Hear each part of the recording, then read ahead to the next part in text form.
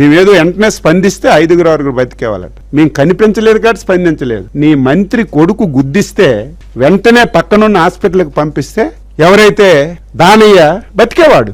నీ మంత్రి కొడుకు బుల్లెట్ తో గుద్దిన వెంటనే ఆయనకి వెంటనే పక్కనున్న హాస్పిటల్లో చేర్పిస్తే బతికేవాడు. నీ కళ్ళ ముందే చనిపోతే పట్టించుకోలేనటువంటి నువ్వు, మేము తెలిసిన వెంటనే రాత్రింబవళ్ళు కష్టపడి బాధ కలిగింది, ఆవేదన కలిగింది, ప్రభుత్వం స్పందించిందని. ఈరోజు మత్స్యకారులు మొన్న నా దగ్గరకు వచ్చారు. మత్స్యకార సేవ కార్యక్రమంలో ఒక 5,000 మంది పెండింగ్ ఉన్నారంటే ఇమీడియట్ గా ముఖ్యమంత్రితో చెప్తే మళ్ళీ నిన్న డబ్బు ఇచ్చాం. శ్రీకాకుళంలో జరిగినటువంటి సంఘటన దురదృష్టమైన సంఘటన. చాలా పేదవాడు, 3 పూటలు తినడానికి కూడా లేదు. ఒక ఓనర్ దగ్గర గొర్రెలు కాసుకుంటే నెలకు 5,000 రూపాయలు ఇచ్చినటువంటి వ్యక్తి, 42 సంవత్సరాలు, ఒక మెంటల్ డిజాస్టర్ అయినటువంటి వైఫ్, 2 పిల్లలు.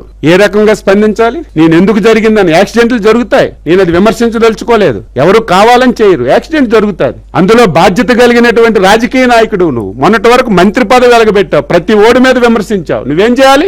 నీ కొడుకైనా నువ్వైనా ఎవడైనా తప్పు చేస్తే ఇమీడియట్ గా పలానా విధంగా తప్పు అయింది, ఆయనకి వెళ్ళి హాస్పిటల్లో చేర్చి రక్షించాలి. పోలీస్ స్టేషన్కి తీసుకెళ్లి ఇగో జరిగింది, మీరు చట్ట ప్రకారం action. That is leadership, that is political leader. నువ్వేం చేశావు? నీ కొడుకుని రక్షించుకోవడానికి అమాయకుడైనటువంటి ఒక త్యాడి అనే ఒక కుర్రవాడిని నువ్వు ముద్దాయిగా చూపించావు, సిద్ధార్థ త్యాడి.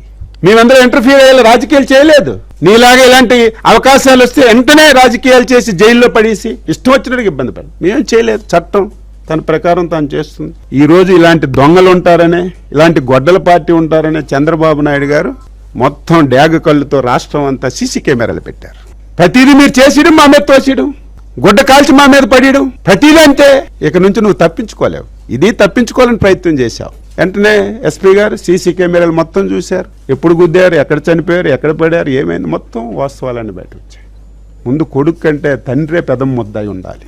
నేను దాని జోలికి పోవాలి. చట్టం తన పని చేసుకుపోతుంది. నువ్వు పొలిటీషియను, మొన్నటి వరకు మంత్రి చేశావు, నీకు చట్టం తెలుసు. నువ్వేం చేయాలి? వెంటనే తీసుకెళ్లి నా కొడుకు అనుకోకుండా మోటార్ సైకిల్తో గుద్దీశాడు, చనిపోయాడు. ఇమీడియట్గా పేషెంట్ని రక్షించడానికి ప్రయత్నం చేయాలి, రక్షించలేదు. ఒక తుప్పల్లో పడి వెళ్ళిపోయాడు, ఇమీడియట్గా చనిపోయాడు. వీళ్ళు మా గురించి మాట్లాడుతున్నారు, బాధ్యతాయుతమైనటువంటి ప్రభుత్వం గురించి మాట్లాడుతున్నారు.